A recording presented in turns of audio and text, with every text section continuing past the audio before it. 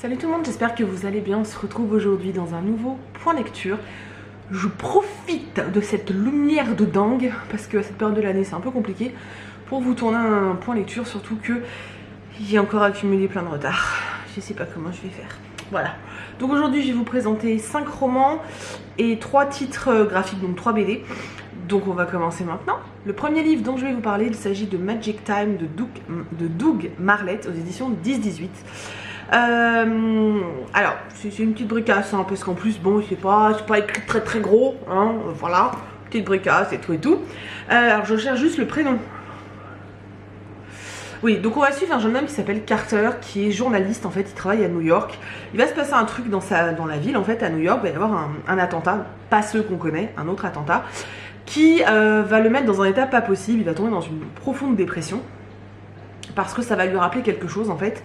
Il va tomber dans une profonde dépression, il va finir dans un hôpital et finalement il va partir entre guillemets se reposer chez lui, donc chez son père. Donc sa soeur vient le récupérer et en fait il le ramène chez lui, donc dans le Mississippi. Et là on va le suivre dans le Mississippi où finalement il y a une enquête qui va être réouverte. Parce que dans le Mississippi, il y a eu énormément de ségrégation, beaucoup de problèmes avec le Ku Klux Klan, je n'arrive jamais à le dire. Et il y a des hommes qui ont été arrêtés, donc des membres du Ku Klux Klan, sauf que le chef n'avait pas été, lui, mis en prison, mais les autres, si. Et en fait, le dossier se réouvre 20 ou 30 ans après, un truc comme ça. Et du coup, lui va commencer à mener l'enquête entre guillemets, oui et non, mais il va se retrouver plongé là-dedans. Donc on va avoir des passages narratifs où on est dans le passé en fait, où on sait, on apprend ce qui lui est arrivé, comment il a intégré un groupe, pas d'activistes, mais un groupe qui défendait les Noirs tout simplement, où il se retrouvait au Magic Time, qui est un espèce de café, son histoire d'amour qui l'a brisé complètement, ce que ces hommes du Ku Klux Klan ont pu faire. Et on a des passages aujourd'hui où il est de retour dans le Mississippi et où en fait voilà, on a l'actualité du jour quoi. J'attendais énormément, c'est pas un grand mot, enfin c'est pas vraiment le terme, mais c'est vrai que j'avais des attentes quand même pour ce roman.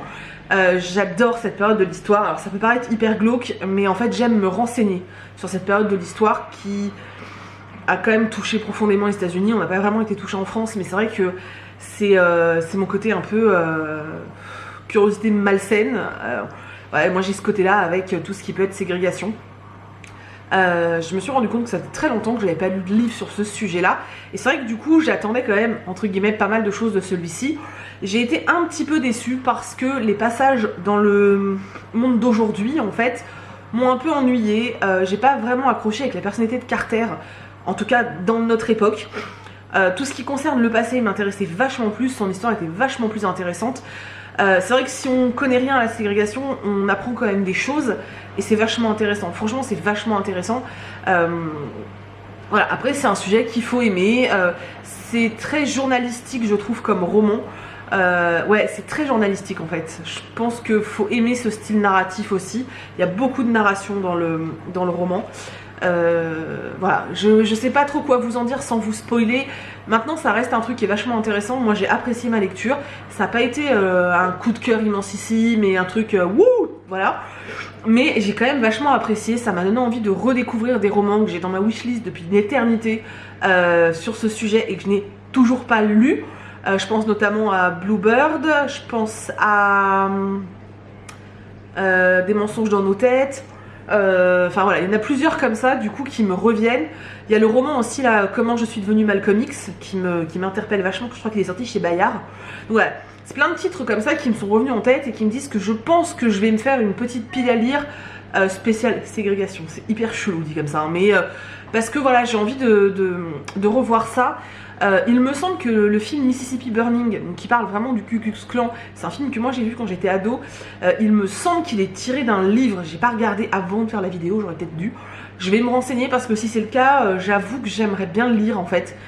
Parce que ce film m'a traumatisée, je l'ai regardé un peu trop jeune je pense. Mais c'est un très bon film, qui est pas récent hein, mais voilà, si vous voulez voir un film qui parle du Ku Klux Klan et qui est quand même assez dur, hein, parce que c'est un sujet qui est dur forcément, essayez Mississippi Burning, ça peut être pas mal. Et si vous voulez, voilà, si vous voulez un livre adulte avec une narration adulte et travaillée, parce que c'est quand même quelque chose de travaillé ce roman, je pense que Magic Time peut vous plaire. Après, c'est pas pop piloup, hein. On parle quand même de ségrégation raciale et tout, donc c'est, voilà. Mais ça peut ouvrir les yeux sur certaines choses, donc voilà, c'était plutôt pas mal. Attention, je change complètement de registre, hein. J'ai lu Viser la Lune de Anne-Fleur Multon, donc aux éditions Pulp Fiction. J'adore ce livre. Il est flash. Je sais pas si vous vous rendez compte à quel point il est fluo en fait. Ils sont tellement beaux leurs petits livres chez Pulp. Chez Pulp, pas Pulp. Chez Pulp Fiction. Voilà. Donc nous, dans cette histoire, on suit ces 4 jeunes filles. Voilà, donc ces 4 jeunes filles qui vivent chacune à un bout du monde en fait. Donc on va suivre Aliénor qui est une passionnée de l'espace. Et en même temps c'est normal, elle habite en... C'est une catastrophe, j'ai mon cerveau qui... J'ai l'impression qu'il fuit par les oreilles, c'est dégueulasse. Elle vit le pays où il y a Cayenne. Aidez-moi, s'il vous plaît. Putain, c'est pas possible. Yann, où bah voilà, elle vit avec ses parents. Son papa est un homme assez rêveur, etc., qui la suit vachement dans ses délires. Sa mère travaille dans une station spatiale. Et voilà, elle est à fond dans son truc et tout. Et en fait, elle va rencontrer sur internet 3 autres personnes. Donc, attendez, je triche, je prends le pense-bête qui est là, mais vous le voyez pas. Vous n'avez rien vu, voilà. Donc elle va rencontrer sur internet Itai qui vit en Nouvelle-Calédonie. Elle va rencontrer Maria qui vit au Québec et elle va rencontrer Asa qui vit en France. Donc toutes les 4 en fait elles vont commencer à parler, je crois que c'est sur Twitter au départ, et elles vont vachement sympathiser. Alors malgré le fait qu'elles habitent toutes aux 4 coins du monde, elles arrivent toujours à faire en sorte qu'il y ait un créneau horaire où elles arrivent au moins à se voir à 2 quoi. Donc en quelques mois elles vont nouer une très belle amitié et elles vont décider de créer une chaîne YouTube parce que il y a l'une d'entre elles qui manque un peu de confiance en elle, qui fait vachement de photographies, de vidéos, et en fait elles vont avoir l'idée de créer cette chaîne où chacune va pouvoir apporter sa patte. C'est-à-dire qu'il y a celle qui va être créatrice, donc qui effectivement fait beaucoup de vidéos, de photos, etc. On a du coup Aliénor qui elle est à fond dans ses trucs de fusée, etc. Donc elle veut faire des trucs un peu scientifiques. On en a une qui fait des trucs un peu plus beauté, etc. Donc elle crée leur chaîne qui s'appelle, c'est écrit là, Allo Sorcière. Sauf que les parents vont griller, il y a certains parents qui vont pas forcément l'accepter. Et puis voilà, on vit leurs petites histoires comme ça. Je peux pas aller au-delà parce que c'est tout petit et je vais vous spoiler. Mais c'est hyper touchant en fait, c'est hyper touchant et c'est vachement d'actualité. J'ai trouvé ça génial de nous montrer à quel point Internet ça peut avoir un côté magique. Alors je suis d'accord avec le fait que oui, il faut faire de la prévention pardon, pour les enfants, leur dire qu'il faut faire attention, qu'il y a des dangers sur Internet, qu'il y a des prédateurs, etc. Mais il faut aussi leur dire que Internet c'est cool parce que grâce à Internet on rencontre des gens qu'on ne rencontrerait jamais. Et c'est typiquement ce que raconte cette histoire, c'est-à-dire que ces gamines elles vivent aux 4 coins du monde, elles ne se seraient jamais rencontrées et grâce à Internet elles sont devenues amies, elles sont devenues inséparables, elles s'entraident. Et ça crée une superbe amitié et c'est beau en fait, c'est vraiment beau. Alors après c'est un tout petit livre, c'est pour les enfants, oui c'est pour les enfants ou les préados, voilà, mais c'est tout doux, c'est une petite, ouais t'es dans une petite bulle quand tu lis ça et j'ai trouvé ça super agréable. Les personnages sont hyper caricaturaux entre guillemets, c'est-à-dire que vraiment chaque gamine a son aspect très précis mais c'est pas choquant, au contraire je trouve ça plutôt cool. Voilà, pour nous qui sommes sur YouTube, c'est hyper intéressant en plus de voir ça. Et ouais, j'ai beaucoup aimé, c'était vraiment chouette. Si vous aimez la jeunesse, si vous avez des ados, si vous avez des cadeaux à faire, voilà. Puis franchement, la couve est toute choupie, quoi. Enfin, voilà. Bon, après, c'est assez girly quand même, hein. Même si je suis pas pour le tranchage des genres pour les romans, c'est assez girly quand même. Mais c'est vachement sympa. Je vais maintenant vous parler de Sirius de Stéphane Servan, qui est à un cheveu du coup de cœur, mais vraiment à un cheveu. Je peux pas trop vous dire ce qui n'a pas fait pencher la balance, mais on est vraiment très près du coup de cœur. Donc c'est un livre post-apocalyptique, on sait pas tellement ce qui s'est passé sur Terre, tout ce qu'on sait c'est qu'il n'y a plus rien. C'est post-apocalyptique quoi, la Terre a été à moitié détruite, les gens survivent comme ils peuvent. Nous on suit au départ de cette histoire, puis tout le long aussi, on suit 2 personnages. Donc Avril, qui est une femme de couleur noire, qui, alors on sait pas trop quel âge elle a, mais qui a, je sais pas, peut-être entre 16 et 22 ans, je sais pas trop. je me souviens plus trop, et Kid, qui lui par contre est un enfant. Ils vivent tous les deux dans un arbre. Alors là, ça m'a fait penser au dessin animé, je pense que vous voyez celui dont je parle. Putain, j'arrive pas à parler aujourd'hui. Et voilà, donc ils vivent tous les deux. À l'époque où il y a eu les catastrophes sur la Terre, il y a eu des capsules avec des produits alimentaires qui tombaient. Donc eux, c'est comme ça qu'ils survivent depuis plusieurs années. Kid n'a jamais connu le monde d'avant. La seule chose qu'il en sait, c'est ce que lui dit Avril. Et il n'a pas conscience, en fait, il n'a pas cette conscience du danger. Voilà, il rêve, lui, juste une chose, c'est de voir des oiseaux, parce que c'est un monde où les animaux n'existent plus, parce que on est parti de l'idée qu'en fait, la catastrophe était venue à cause des animaux, c'était eux qui avaient été porteurs du virus, et que du coup, bah, c'est à cause d'eux que tout a dégénéré. Donc voilà, ils mènent leur petite vie tranquille. La seule personne qu'ils voient, c'est une petite mamie qui habite à l'autre bout de la forêt. Sauf qu'un jour, il y a un groupe qui va arriver dans cette forêt, qui est un groupe qui fait partie de l'étoile. Alors je sais plus si c'est l'étoile noire ou l'étoile. Et en fait, on se rend compte qu'ils cherchent Avril. Donc Avril et Kid vont devoir fuir pour voilà, aller dans une direction. Et en fait, depuis qu'il est petit, Avril lui raconte une histoire. Lui dit qu'un jour, Sirius, qui était leur chien à l'époque, parce qu'ils ont une photo où il y a les parents et le chien. Donc le chien s'appelait Sirius. Donc elle lui raconte que quand Sirius viendra les chercher, ils pourront aller tous les deux à la montagne, donc, parce qu'il y a une montagne sur la photo, tout simplement, retrouver leurs parents. Ce qui, à la base, n'était qu'une histoire et un conte pour rassurer cet enfant et lui dire que oui, un jour, il retrouvera ses parents, etc. Et bien finalement, ça va lui jouer des tours à elle, entre guillemets, parce qu'ils vont tomber sur Sirius, qui n'est pas leur chien, mais Sirius, je vous laisse découvrir qui c'est. En tout cas, ce que... quelqu'un que Kid va décider, il va décider, c'est Sirius. Et du coup, on les voit partir dans un espèce de road trip et une aventure hallucinante pour rejoindre la montagne. Ils vont croiser des choses incroyables. Et ce livre est ultra poétique. En fait, c'est surtout ça qui est magnifique, c'est que c'est ultra poétique. Je peux pas vous en dire trop parce que voilà, alors vous attendez pas à des trucs qui bâment dans tous les sens. Alors il y a quand même de l'aventure dans le livre, mais c'est pas... Enfin, on n'est pas dans World War Z, quoi. Enfin, tu vois, c'est vraiment un truc doux, poétique. On a ce petit garçon qui finalement a un lien particulier avec la nature, c'est juste magnifique. On a Avril qui cache quelque chose et qui tout le long du truc essaye de s'en sortir sans dévoiler ce qu'elle a pu faire. On a d'autres personnages qu'on rencontre, on a une notion, bah Sirius, voilà, enfin c'est voilà quoi, une notion avec le ciel, des étoiles, et c'est que de la poésie, c'est magnifique, le texte est sublime, c'est divinement bien écrit et tu ne peux que t'émerveiller en lisant ça en fait, c'est vraiment sublime. En plus, on a cette naïveté de cet enfant qui n'a rien connu en fait du monde dans lequel nous on vit aujourd'hui, qui ne sait pas ce qu'est le mal, qui ne comprend pas en fait ce qu'est le mal au départ, et qui va évoluer en fait. Enfin voilà, c'est vraiment une histoire qui est touchante et poignante que je vous recommande, mais de tout cœur. C'est un ouvrage qui est magnifique, la plume de l'auteur est incroyable. C'est la première fois que je lis un livre de Stéphane Servant et sincèrement je pense que je vais m'en procurer d'autres parce que sa plume m'a totalement bouleversée. C'est ultra poétique, vraiment c'est ultra poétique, c'est magnifique, j'ai adoré ce roman. Voilà, j'ai juste adoré et c'est émouvant aussi, voilà. C'était très très beau, j'ai vraiment beaucoup aimé, c'était vraiment bien. C'est compliqué de vous parler d'un livre comme ça parce qu'il est très particulier ce roman et je voudrais pas gâcher la surprise pour ceux qui vont le lire derrière. Je vais ensuite vous parler de Le Musée des Monstres, la tête réduite, le tome 1 de Lorraine Oliver et H.C.